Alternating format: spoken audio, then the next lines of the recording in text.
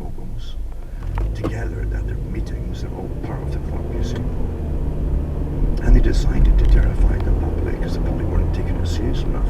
They had no interest in going to war with Germany, you see. But there was a rule that had a different idea. And so they decided to threaten it. They did on all their papers at the same time. A big blitz of a gas mask so that you're all going to get gas from the air. And it's so beautiful too because they use the taxpayers to terrify themselves by you, the taxpayer, paying for the gas masks. The taxpayer paid for them. Then there was their private companies all along the same line. The war chosen. It's very astonishing. Anyway, everybody had to, before the war started, enjoy it, carry this gas mask and just little cycle around with them. Or you'll find if you didn't. And children had them too. And this is all before the war started. We called it a phony war initially. Because nothing was happening. Right anyway. And then they had them all tearing up trenches in London. To again get it through their thick heads, as I say. There's going to be a war coming. You've got to be on board with this war. You've got to hate the enemy, because you can't. It's hard to kill folk that you don't hate. So you drum up hate and you debase them into inferior beings, nasty beings, dehumanize them. But you get everybody working out frantically, putting all the papers, photographs of these gangs of guys digging up trenches in the middle of this. What good would they be when you get bombed from overhead? They're of no use at all. It was an exercise in terror. And quickly went through that, admitted it. Nothing's really changed. Nothing's really changed. We're always so we're kept in fear of financial crashes. We're kept in fear as your dollar, pound, or whatever currency you're on.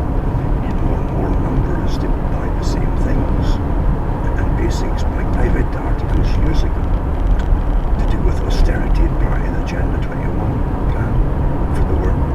And the United Nations plan is to bring the Western world into austerity, being in the form of poverty. Gradually, until all your money's going to go to energy costs, the Technocracy Inc. deal, you see. And you have some of the descendants of the Technocracy Inc. group running the world today in energy. Because everything's in energy units, and everything you earn is basically energy units, which are spent on buying energy units, which is electricity, gas, or food, or anything else. Everything is energy. Whole plan, we're living through it. But yeah, austerity is what it will bring us into eventually. It's quite fascinating at this very time, isn't it? To understand this. And I get to talks back in the 90s.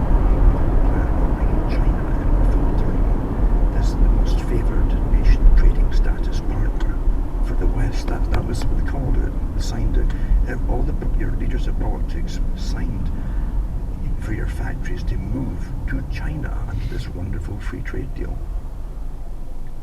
Knowing there'd be no employment for all the folk that worked in factories when there's no factories there. It was an incredible, horrific time for people. Especially those that were getting older, looking forward to their retirement. And factory after factory closed down. And we paid, our tax money paid to uproot them and transfer them to China. And we paid for up to 15 years, they said. If those corporations said that they hadn't got full production up and full profit levels up, we paid the difference. Isn't that a beautiful deal with our wonderful, wonderful democracies? And the States is a democratic republic, they call it.